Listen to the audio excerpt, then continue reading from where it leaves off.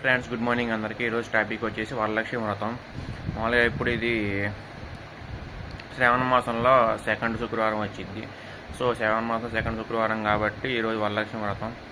And Varalakshmi వ్రతం మనకు తెలిసిందే. వరలక్ష్మి మాతని మనం పూజించుకుంటాం ఎంతో భక్తి శ్రద్ధలతో. అండ్ వరలక్ష్మి మాత గారు మనకి చాలా వరాలు జల్లు కురిపిస్తారని మన నమ్మకం. అండ్ ఎప్పటి నుంచో వచ్చిన ఆచారాలు అన్నమాట ఇవన్నీ. ఇప్పుడు కొత్తగా వచ్చింది ఏం కాదు. ఈ టైంలో ఎక్కువ మంది బంగారాలు కొనడం కానీ, పెళ్ళిళ్ళు చేసుకోవడం కానీ, అక్షయ తృతీయ అంటారు, ఆ టైంలో ఎక్కువ బంగారాలు కొంటారు.